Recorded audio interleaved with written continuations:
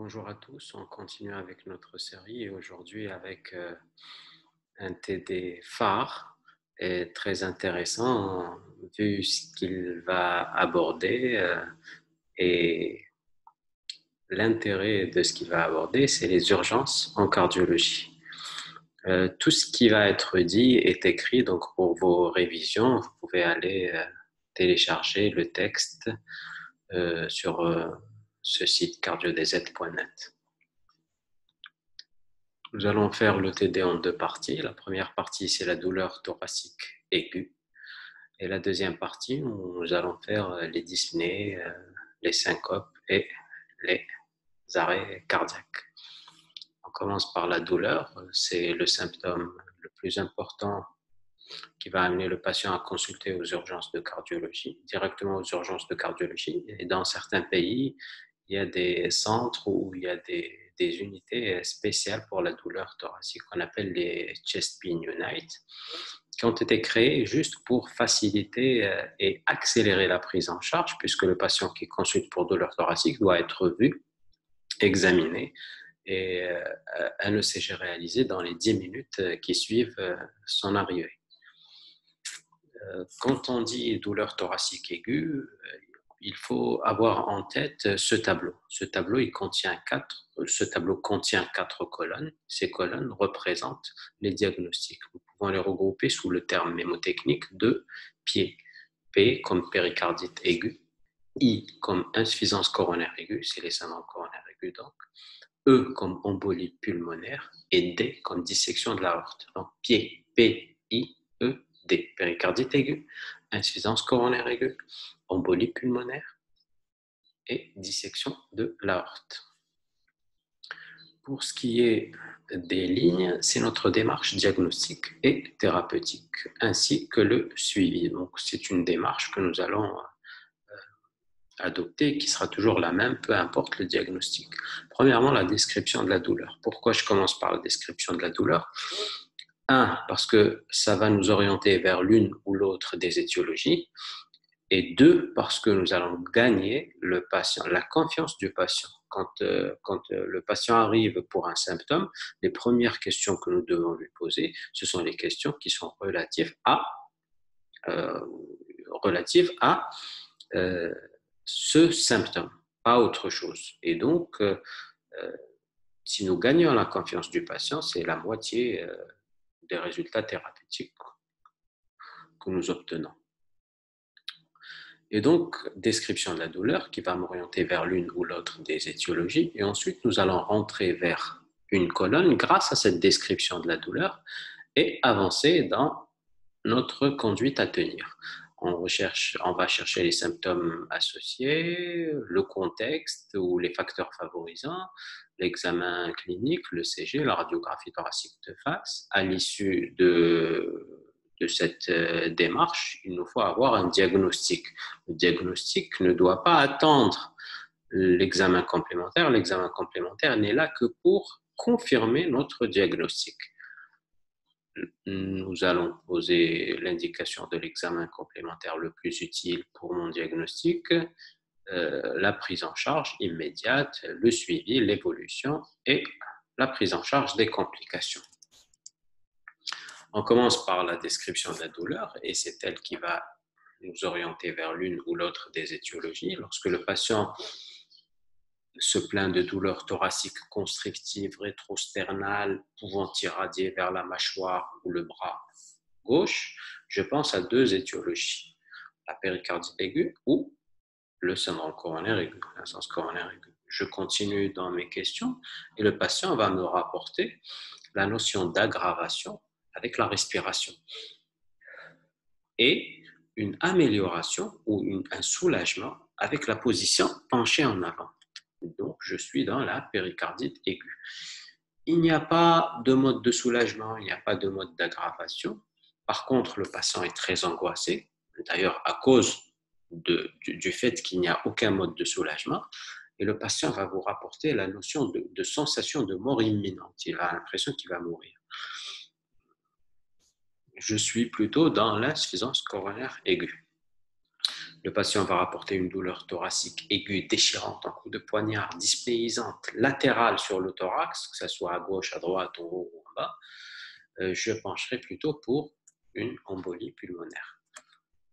La douleur est déchirante, brutale, en coup de poignard, irradiant vers le dos et les lampes, euh, suivant le trajet de l'aorte.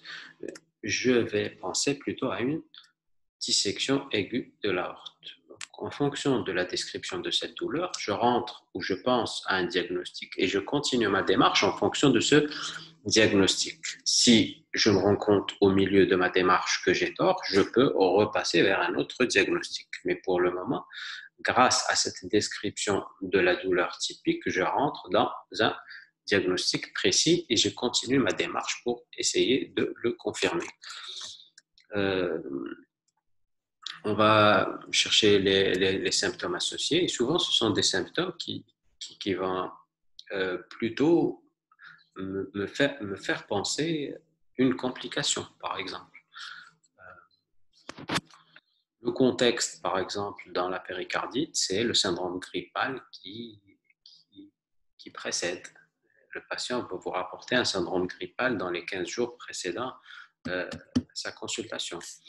L'examen clinique en phase sèche, c'est le frottement et l'auscultation d'un frottement. Et en phase humide, ça sera l'auscultation d'un assourdissement des bruits de cœur. Nous pouvons y chercher grâce à cet examen clinique les signes de gravité comme l'hypotension, la turgescence des jugulaires. Le CG va rechercher les troubles de la repolarisation, surtout le sus-décalage de ST concave vers le haut et le sous-décalage de PQ, et les signes de l'épanchement et de l'abondance de l'épanchement qui sont le microvoltage et l'alternance électrique. La radiographie thoracique de face, en face sèche, rien du tout, une radiographie thoracique de face normale. En phase d'épanchement, on pourra avoir d'abord l'effacement ou le flou des bords et ensuite la cardiomégalie avec l'aspect en carafe. À l'issue de cette démarche, j'ai mon diagnostic. Vous voyez que je n'ai pratiquement pas de doute. Si j'ai une description typique, un examen typique et les signes clairs, je n'ai pratiquement aucun doute. Et l'examen complémentaire que je demande en première intention, c'est l'échocardiographie qui va me montrer le décollement péricardique. La prise en charge, c'est bien sûr essayer d'évaluer le risque chez ce patient pour voir s'il doit être hospitalisé ou s'il doit être traité à titre externe et d'hospitaliser le patient qui présente au moins un facteur de gravité qui sont la fièvre supérieure à 38, l'évolution subaiguë, l'épanchement de grande abondance. Donc, si vous voyez plus de 20 mm de décollement à l'échocardiographie, les signes de tamponnade ou de pré-tamponnade, et puis, si le patient est déjà sous AINS, sous traitement standard depuis plus d'une semaine, sans amélioration. On peut avoir également un patient immunodéprimé qui doit être hospitalisé, une notion de traumatisme, un patient sous anticoagulant, ou bien l'élévation des troponines. L'élévation des troponines qui va me signer une myocardo-péricardite. En dehors de ça, le patient peut être traité à titre externe grâce aux AINS qui sont actuellement prescrits sous forme de bithérapie. Un AINS qui est soit l'aspirine 1 gramme chaque 8 heures ou bien l'ibuprofène 600 mg chaque 8 heures, pareil, associé à la colchicine, 0,5 mg par jour si le patient pèse moins de 70 kg, 1 mg si le patient pèse plus de 70 kg. Et puis, nous allons surveiller le patient en lui fixant un rendez-vous une semaine plus tard. Comme évolution, nous pouvons avoir une évolution simple, donc c'est le plus souvent le cas, il y a disparition de la douleur, diminution ou disparition de l'épanchement, et puis la négativation de l'ACRP. L'ACRP étant le signe biologique de l'inflammation. Au bout de 2 semaines, si nous avons une bonne évolution, nous allons commencer à dégraisser les AINS doucement et chaque semaine, au bout de plusieurs semaines. La colchicine va rester avec la même dose et arrêter 3 mois à 3 mois.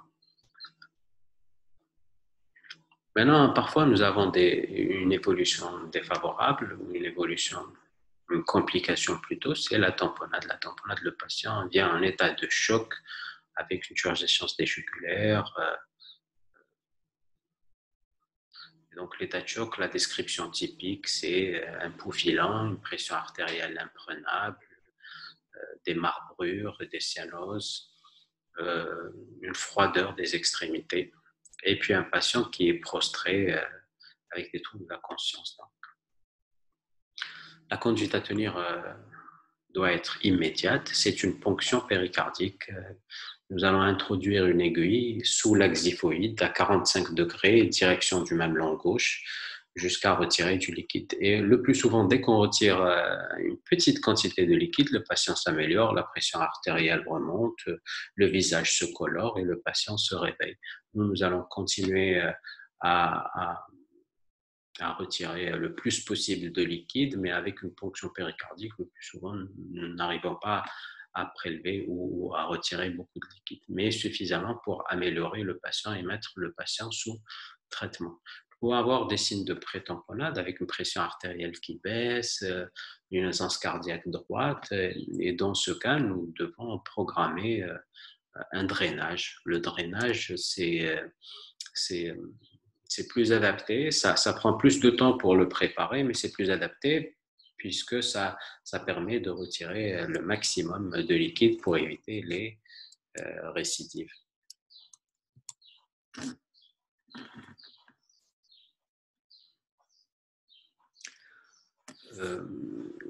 Nous sommes devant une douleur décrite qui ressemble plutôt ou qui m'oriente vers une aisance coronaire aiguë. Les symptômes associés, pareil, sont le plus souvent en relation avec les complications qui peuvent survenir, les syncopes, les lipothymies, l'insuffisance cardiaque, tout ça, c'est plutôt des complications que dans l'évolution naturelle. Le contexte, on va chercher les facteurs de risque coronaires. Donc, le patient, est-ce qu'il est traité pour un diabète? D'ailleurs, là, le conseil que je donne, c'est de poser la question, est-ce que vous êtes traité pour, et pas est-ce que vous êtes. Parce que si vous dites est-ce que vous êtes hypertendu, la réponse le plus souvent qui vient naturellement au patient, c'est je ne sais pas. Par contre, si vous lui dites est-ce que vous êtes traité pour une hypertension, il va vous dire oui ou non, tout simplement. Est-ce que vous êtes traité pour un diabète? Est-ce que vous fumez? Est-ce que vous êtes traité pour une hypercholestérolémie? Est-ce que vous avez fait un bilan de cholestérol récemment? Et puis, quel est votre mode de vie? Vous pouvez en déduire la sédentarité. Et puis, pour l'obésité, vous pouvez l'apprécier rien qu'au coup d'œil. Les facteurs de risque vont plutôt me conforter dans l'idée qu'il s'agit probablement d'un syndrome coronaire aigu. Une jeune fille de 20 ans qui n'a aucun facteur de risque et qui se plaint de cette douleur thoracique constrictive, elle est à prendre moins au sérieux qu'un patient de 50 ans, fumeur, diabétique. Voilà. Pour ce qui est de l'examen clinique, le plus souvent, il est normal, en dehors des complications. Donc, si vous auscultez des râles crépitants, c'est qu'il est en train de faire une complication, qui est l'insuffisance cardiaque. Si vous auscultez un trouble du rythme ou un rythme irrégulier, c'est qu'il est en train de faire une autre complication, qui est un trouble d'exstabilité. Mais sinon, en dehors des complications, l'examen clinique est le plus souvent normal. Le CG, c'est la pierre angulaire de cette démarche, surtout dans les syndromes coronaires aigus, parce qu'il va distinguer entre deux types de syndromes, avec sus-décalage du segment ST. Donc, si vous avez un sus-décalage sur deux dérivations contiguës de plus de 1 mm, vous êtes face à un patient qui présente un syndrome coronaire aigu avec sus-décalage du segment ST. Vous n'avez pas ce sus-décalage avec une douleur qui me fait penser à un syndrome coronaire aigu, dans un contexte qui me fait penser à un syndrome coronaire aigu, mais vous n'avez pas de sus-décalage. Vous pouvez avoir soit un sous-décalage du segment ST, soit des entités négatives, soit même un ECG normal n'élimine pas le diagnostic d'emblée. Donc, si vous n'avez pas de sus-décalage, vous êtes dans la catégorie syndrome coronaire aigu sans sus-décalage. Pour ce qui est du syndrome coronaire aigu avec sus-décalage, c'est l'infarctus du myocarde. Il y a une artère coronaire qui est complètement occluse et le cœur est en train de souffrir, il est en train de s'infarcir. Notre objectif est d'ouvrir rapidement cette artère coronaire pour permettre la reperfusion et limiter au maximum la nécrose. Nous avons deux moyens pour cela. Le moyen qu'on doit utiliser en premier, c'est l'angioplastie primaire. L'angioplastie primaire, c'est un moyen mécanique. On va introduire un guide, donc un petit fil au niveau de l'artère coronaire qui est occluse, traverser l'occlusion, puis nous allons soit aspirer le caillot qui occlue l'artère, soit mettre en place un stent qui va plaquer ce caillot pour la reperfusion coronaire. Donc, c'est une reperfusion mécanique. Ça doit être choisi en première intention si elle est réalisable dans les 2 heures qui suivent le diagnostic. Si vous êtes dans un centre ou dans un hôpital où il y a cette technique, très bien. Si vous êtes dans un hôpital où il n'y a pas de possibilité de faire l'angioplastie primaire, il faut savoir calculer ou anticiper. Est-ce que le fait d'appeler le transport médicalisé, de le transporter jusqu'à cet hôpital va prendre moins de 2 heures ou plus de 2 heures? Donc, moins de 2 heures, j'y vais. Plus de 2 heures, j'opte pour la deuxième solution. La deuxième solution, c'est la solution chimique ou médicamenteuse. Nous allons ouvrir cette artère coronaire grâce à un produit qui va lyser le caillot. C'est le fibrinolytique ou le thrombolytique, si vous voulez. Cette fibrinolyse ou cette thrombolyse a des contre-indications qui sont absolues et relatives qu'on doit chercher absolument pour avant d'entamer cette fibrinolyse. L'antécédent d'AVC hémorragique, peu importe l'ancienneté, un AVC ischémique de moins de 6 mois, toute atteinte neurologique susceptible ou cérébrale susceptible de saigner, une chirurgie récente, un saignement en cours. Voilà quelques-uns des contre-indications que vous devez bien sûr apprendre par cœur pour pouvoir les éliminer les uns après les autres avant d'entamer cette fibrinolyse.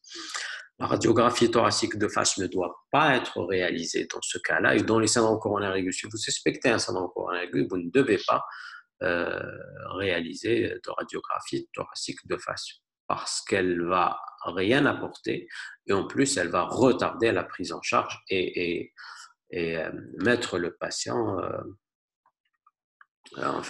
courir des risques inutiles au patient. Associé à cette fibrinolyse ou à cette angioplastie primaire, nous devons utiliser un traitement. Le traitement est standard où le patient va être suivi en unité de soins intensifs et sorti sous le traitement dit, pour s'en rappeler, basique, bêta-bloquant, aspirine, statine, IEC et clopidogrel ou autre thiénopyridine. Pour ce qui est des syndromes coronaires aigus sans sus-décalage du segment ST, la première étape, c'est de commencer à traiter. Bien que nous n'avons pas le diagnostic précis, bien que nous ne sommes pas sûrs, mais nous commençons quand même à traiter. Nous traitons par une trithérapie antithrombotique, donc aspirine, thiénopyridine. Actuellement en Algérie, nous n'avons que le clopidogrel, donc ce sera le clopidogrel. Et puis, troisièmement, un anticoagulant, donc le plus souvent de l'énoxaparine, de l'héparine de poids moléculaire. Associé à cette trithérapie antithrombotique, une bithérapie anti-ischémique. Nous allons donner un bêta-bloquant et nous allons donner des dérivés nitrés, le plus souvent à la seringue électrique. Et puis, nous allons suivre l'évolution tout en évaluant le risque. Parce que dans les syndromes coronaires aigus sans 6 décalage, vous avez plusieurs catégories de risques. Le patient qui a très haut risque doit être revascularisé, doit être pris en charge comme un syndrome coronaire aigu avec sus décalage. Qui sont ces patients à très haut risque? Ce sont des patients qui font de l'insuffisance cardiaque non contrôlée, qui font un état de choc, qui font un orage rythmique, donc des troubles du rythme, qui bougent le CG, c'est-à-dire avec un sus-décalage, sous-décalage, ça monte, ça descend. Chez ces patients qui sont à très haut risque, nous devons aller directement vers la coronarographie et la revascularisation donc, de l'artère qui est suboccluse ici. Donc. Les patients à haut risque, ce sont les patients qui ont des troponines élevées, qui ont des troubles de la repolarisation. Pour cela, nous devons réaliser la coronarographie et l'angioplastie dans les 24 heures. Si le patient n'a plus de douleur, donc rapidement n'a plus de douleur, que le CG est normal ou c'est normalisé, que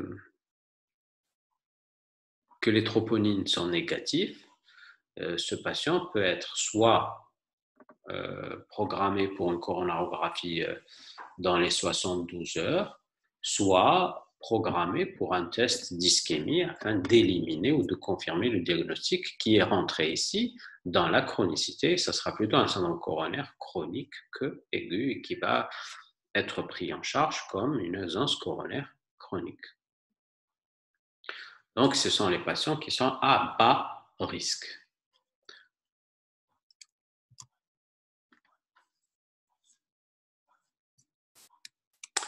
L'examen complémentaire de première intention, en fait, il n'y a pas dans les syndromes coronaires aigus, puisque nous commençons à traiter dès le CG.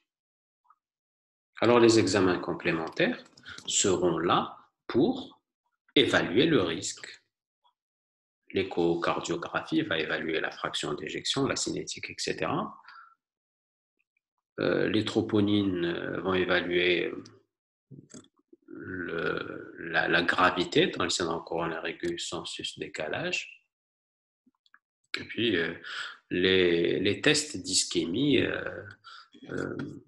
vont permettre de redresser un diagnostic chez les patients qui ont un syndrome coronaire aigu sans sus-décalage à faible risque, donc sans modification électrique, sans élévation des troponines et avec disparition rapide de la douleur.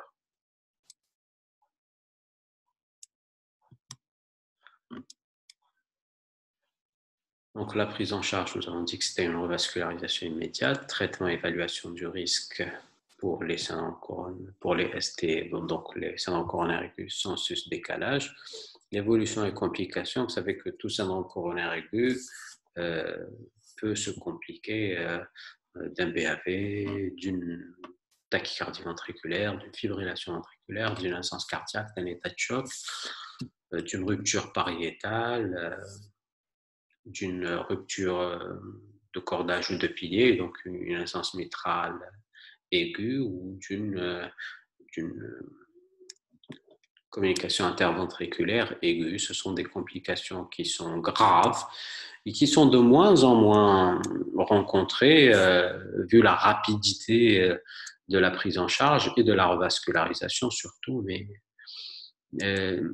qui vont... Le risque de ces complications nous oblige à mettre le patient en unité de soins intensifs pour une surveillance continue durant au moins les 48 premières heures. Lorsque la douleur me fait penser à une embolie pulmonaire, donc une douleur déchirante en coup de poignard, latéralisée, dyspnéisante, On va chercher les symptômes associés qui sont souvent la toux, des hémoptysies ou une dyspnée. Le contexte, c'est plutôt tout ce qui va favoriser la thrombose veineuse profonde, donc la chirurgie, surtout la chirurgie du petit bassin, la chirurgie orthopédique ou gynécologique ou obstétricale, le postpartum, l'alitement prolongé, les maladies de l'hémostase, voilà, tout ce qui peut favoriser les thromboses veineuses profondes. L'examen clinique est le plus souvent pauvre. Parfois, nous avons des signes de phlébite. Donc, le signe de Romain, c'est la diminution du ballottement au niveau des mollets. C'est quand même rare. Pourquoi c'est rare? Parce que quand nous avons la phlébite, c'est quoi? La phlébite, c'est l'inflammation. Ce sont des signes d'inflammation de la veine secondaire à la thrombose de cette dernière. Maintenant, quand le patient présente ces signes, le plus souvent, il consulte rapidement, il est mis sous anticoagulant et donc il n'évolue pas ou rarement vers l'embolie pulmonaire. Contrairement aux patients qui développent une thrombose des veines profondes sans apparition d'inflammation, et c'est ceux-là qui vont le plus souvent compliquer d'une embolie pulmonaire où le premier symptôme, ça sera celui de l'embolie pulmonaire. Donc, on peut trouver donc des signes de phlébite, mais c'est quand même rare.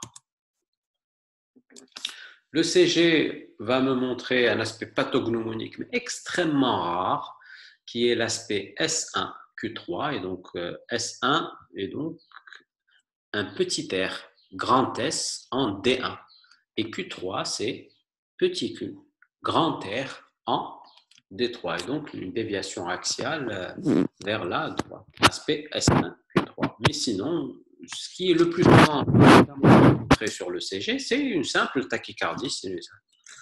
La radiographie thoracique de face, sa particularité et sa particularité première est sa normalité. Rappelez-vous bien de ça, c'est sa normalité. Dans l'embolie pulmonaire, la radiographie thoracique de face est le plus souvent normale. Pourquoi je dis ça? Parce que cette douleur latérale déchirante en coup de poignard dyspnéisante, ça vous fait penser à quoi? Ça vous fait penser à un pneumothorax. Par contre, le pneumothorax à la radiographie thoracique de face, c'est évident. Ça vous fait penser à un épanchement pleural. À la radiographie thoracique de face, vous faites le diagnostic. Ça vous fait penser à une pneumonie. Pareil, à la radiographie thoracique de face, vous allez avoir un syndrome de condensation. Par contre, si vous avez cette douleur pleuropulmonaire, si vous voulez, avec une radiographie thoracique de face normale, ça vous fait immédiatement penser à une embolie pulmonaire. Comme examen complémentaire, lorsque, au début, quand vous commencez à interroger, à examiner, etc., soit vous avez une forte probabilité d'embolie pulmonaire. Et dans ce cas-là, nous allons demander d'emblée l'examen de première intention qui est l'angioscanner. L'angioscanner, et donc qui est un examen qui va me reconstituer l'arbre artériel pulmonaire et va retrouver l'occlusion d'une de ces branches. Si vous ne pouvez pas réaliser l'angioscanner, l'autre examen, c'est la scintigraphie de ventilation-perfusion. Nous allons faire ventiler un gaz radioactif, injecter un produit radioactif qui va aller au niveau du poumon, et puis nous allons prendre des images par gamma caméra et qui vont me montrer en principe une zone au niveau du poumon qui est ventilée, non perfusée. Si vous n'avez pas la possibilité de réaliser cette scintigraphie de ventilation-perfusion et que vous ne pouvez réaliser que la scintigraphie de perfusion est à interpréter avec la radiographie thoracique de face. Donc, l'endroit qui n'est pas perfusé sur le poumon à la scintigraphie nous allons le projeter sur la radiographie thoracique de face et voir s'il y a une opacité, c'est probablement des séquelles de fibrose. S'il n'y a pas d'opacité, c'est probablement une embolie pulmonaire. Donc ça, c'est chez le patient qui a une probabilité qui est quand même élevée. On va aller directement vers l'examen de première intention, l'examen complémentaire de première intention. Maintenant, chez les patients qui ont un doute, mais il y a une faible probabilité d'embolie pulmonaire, nous pouvons, avant de prescrire ces examens complémentaires, réaliser un dosage des dédimères. Pourquoi? Parce que les dédimères ont une forte valeur prédictive négative, mais par contre, aucune valeur prédictive positive. Si les dédimères sont positifs, donc si nous trouvons les dédimères au niveau du sang, ça ne veut rien dire. Par contre, si les dédimères sont négatifs, ça élimine le diagnostic d'embolie pulmonaire. Et donc, nous pouvons éliminer le diagnostic d'embolie pulmonaire si nous avons une faible probabilité avant d'arriver aux examens complémentaires. Maintenant, si le patient arrive dans un état de choc et que nous ne pouvons pas attendre les dédimères ou réaliser l'angioscanner rapidement, nous pouvons nous contenter tout simplement de l'échocardiographie qui va me montrer des signes typiques sur le ventricule droit et qui me disent ce patient est en train de faire une embolie pulmonaire. Pour ce qui est de la prise en charge, la première question que nous devons nous poser, est-ce que le patient est éligible à une fibrinolyse ou est-ce qu'il y a une indication d'une fibrinolyse? Ici, la fibrinolyse, ce n'est pas comme dans l'infarctus où l'objectif est d'ouvrir l'artère pour diminuer l'étendue de l'infarctus. Ici, c'est plutôt ouvrir l'artère pour diminuer la pression intra-artérielle pulmonaire, pour diminuer la pression sur le ventricule droit. Le ventricule droit étant assez frêle et ne va pas pouvoir lutter contre une élévation brusque de la pression artérielle pulmonaire et risque de dysfonctionner et d'entraîner un état de choc. Et donc, la fibrinolyse, bien qu'elle est à risque d'hémorragie, son bénéfice est plus important que son risque chez le patient qui présente une embolie pulmonaire massive avec une atteinte cardiaque, donc une aisance cardiaque ou bien un état de choc cardiaque. En dehors de cette situation, le risque d'hémorragie est plus important que le bénéfice que nous pouvons attendre. Et donc, nous avons répondu à la première question, fibrinolyse ou pas fibrinolyse. Et puis maintenant, nous devons éviter la récidive parce que l'embolie pulmonaire, c'est quoi? C'est un thrombus qui s'est formé au niveau des veines profondes, qui s'est détaché, qui a migré, qui a entraîné une embolie pulmonaire, donc l'occlusion de l'artère pulmonaire. Ce thrombus qui s'est formé au niveau de la veine périphérique profonde, enfin des veines profondes, peut se reformer, peut se redétacher, peut remigrer, peut me donner une autre embolie pulmonaire. Et si l'embolie pulmonaire passe normalement, une récidive d'embolie pulmonaire, le plus souvent, est mortelle. Et donc, pour éviter les récidives, nous devons mettre le patient sous anticoagulant. D'abord, une anticoagulation rapide par une héparinothérapie, le plus souvent de l'héparine de bas poids moléculaire, suivi d'une anticoagulation aux antivitamines K. Actuellement, avec les nouveaux anticoagulants,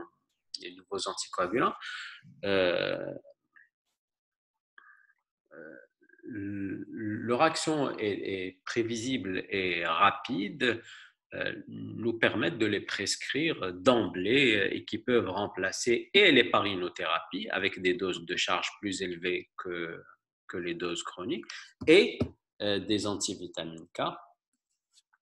Et puis, pour certains patients qui sont à risque hémorragique, par exemple les patients qui sont traités pour une néoplasie, ce qui est recommandé, c'est de les laisser sous héparine de bas poids moléculaire et ne pas introduire les antivitamines K, vu le risque hémorragique que les antivitamines K euh, entraînent chez les patients qui ont par exemple des néoplasies importantes, étendues avec des risques hémorragiques importants. Pour combien de temps l'anticoagulation? Eh ben, si vous êtes si pour votre examen, ça sera 3 à 6 mois. Voilà la réponse, est 3 à 6 mois.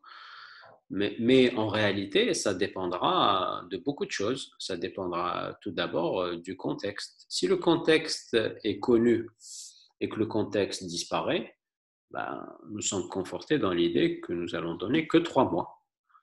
Si nous n'avons pas de contexte particulier, donc on ne sait pas si le contexte est toujours là ou pas, là, nous devons prolonger au maximum l'anticoagulation.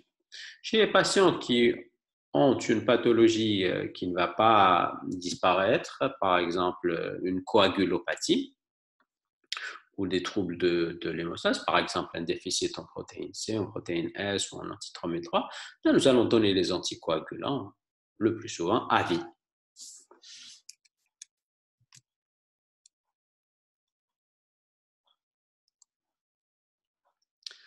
J'ai dit que la complication la plus redoutée, c'est l'état de choc cardiogénique par adiastolie quand le ventricule droit n'arrive plus à lutter contre la pression artérielle pulmonaire qui s'est brusquement élevée. Et dans ce cas-là, le traitement, j'ai dit que c'était la fibrinolyse, donc désobstruer l'artère pour essayer de baisser la pression artérielle. La dissection de l'aorte. Qu'est-ce qu'une dissection de l'aorte? Vous savez que l'aorte, elle est composée de 3 tuniques, l'intima, la média et la ventice. Parfois, lorsque nous avons une fragilité de cette paroi, qui est une fragilité qui est acquise par une hypertension artérielle qui est sévère, maltraitée ou bien résistante au traitement médical, ou bien une fragilité congénitale que nous voyons le plus souvent dans les élastopathies, comme le syndrome de Marfan, qui est une mutation sur le gène qui va synthétiser la fibrilline, qui est le principal constituant du tissu élastique et qui rend ce tissu élastique fragile. Donc cette fragilité de la paroi de l'aorte, qu'elle soit acquise ou congénitale, et la pression au niveau intra-aortique, la pression, donc, la pression sanguine, va entraîner quoi? Va entraîner des lésions au niveau de l'intima, où le sang va pénétrer au niveau de l'intima, va déchirer donc la média, mais arriver à la ventice est plus solide. Il n'arrivera pas à percer la ventice. Et donc, que va faire cette pression sanguine qui a pénétré la paroi de l'aorte? Elle va arriver à la ventice, elle va tourner et avancer en déchirant la média. En déchirant la média, elle va créer un second chenal. Donc, le premier chenal, c'est le chenal normal du sang à l'intérieur du vaisseau.